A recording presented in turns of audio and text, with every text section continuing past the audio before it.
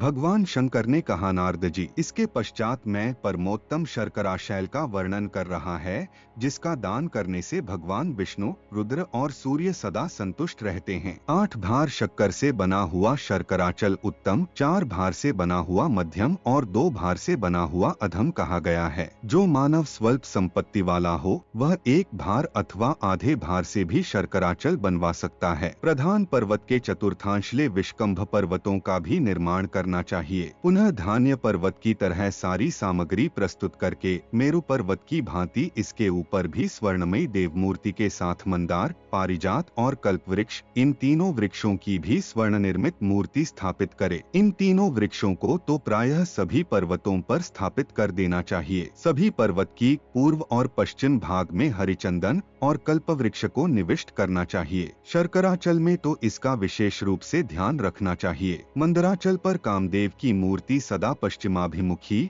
गंधमादन के शिखर पर कुबेर को मूर्ति उत्तराभिमुख हो, विपुलाचल पर वेद मूर्ति ब्रह्मा और हंस की मूर्ति पूर्वाभिमुखी और सुपार्श्व पर्वत पर स्वर्णमयी गौ की मूर्ति दक्षिणाभिमुखी होनी चाहिए। तत्पश्चात आवाहन आदि सारा विधान धान्य पर्वत की भांति करके अंत में इन वक्ष्यमाण मंत्रों का उच्चारण करते हुए विचला प्रधान पर्वत गुरु को और चारों विष्कंभ पर्वत ऋत्विजों को दान कर दे। वे मंत्र इस प्रकार के अर्थ वाले हैं। शैलेंद्र, यह शक्कर द्वारा निर्मित पर्वत सौभाग्य और अमृत का सार है, इसलिए तुम मेरे लिए सदा आनंदकारक हो। शर्कराचल, देवताओं के अमृत पान करते समय जो बूंदें भूतल पर टपक पड़ी थीं, उन्हों से तुम्हारी उत्पत्ति हुई है। अत तुम हमारी रक्षा करो महाशैल। चूंकि शर्करा कामदेव के धनुष के मध्य भाग से प्रादुर्भूत हुई है और तुम शर्करामय हो, इसलिए संसार सागर से मुझे बचाओ। जो मनुष्य उपर्युक्त विधि के अनुसार शर्करा शैल का दान करता है, वह समस्त पापों से विमुक्त होकर परमपद को प्राप्त हो जाता है।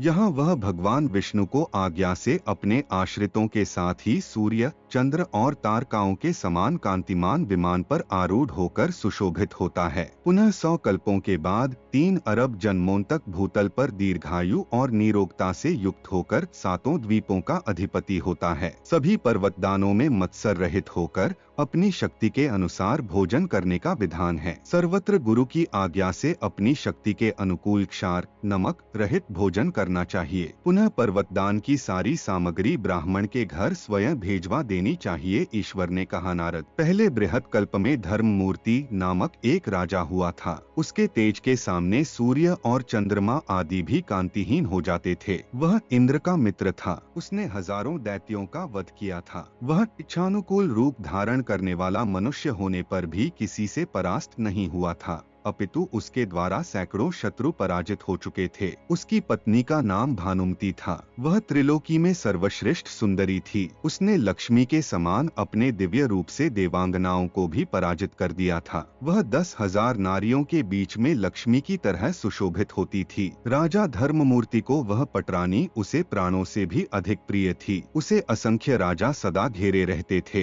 एक बार सभा मंडप में आए हुए अपने पुरोहित महर्षि वशिष्ठ से उस राजा ने विस्मय विमुग्ध हो ऐसा प्रश्न किया। राजा ने पूछा, भगवन, किस धर्म के प्रभाव से मुझे सर्वश्रेष्ठ लक्ष्मी की प्राप्ति हुई है तथा किस धर्म के फलस्वरूप मेरे शरीर में सदा प्रचुर मात्रा में उत्तम तेज विराजमान रहता है? वशिष्ठ जी ने कहा, राजन, पूर्व काल में लीलावती नाम की एक वेश्या थी। वह शिवजी को भक्ता थी। उसने चतुर्दशी तिथि के दिन विधि पूर्वक अपने गुरु को स्वर्णमय वृक्ष आदि उपकरणों सहित लवणाचल का दान किया था। उन दिनों लीलावती के घर एक शूद्र जातीय शौंड नामक सोनार नौकर था। भोपाल उसने ही श्रद्धा पूर्वक सुवर्ण द्वारा वृक्षों और प्रधान देवताओं की मूर्तियों का निर्माण किया था। उसने बिना कुछ पारिश्रमिक लिए उन मूर्तियों को गढ़कर अत्यंत सुंदर बनाया था और यह धर्म का कार्य है ऐसा जानकर किसी भी प्रकार का कुछ वेतन भी नहीं लिया था। पृथ्वीपते उस स्वर्णकार की पत्नी ने भी उन सुवर्ण निर्मित देवों एवं वृक्षों की मूर्तियों को रगड़कर चमकीला बनाया था और लीलावती के पर्वत दान में बड़ी परिचर्या की थी। उन दोनों की सहायता से लीलावती ने गुरु शुश्रूषा आदि कार्यों को संपन्न किया था। नारद, अधिक काल के व्यतीत होने पर वह वेश्या लीलावती कर्मयोग के अनुसार जब कालधर्म मृत्यु को प्राप्त हुई,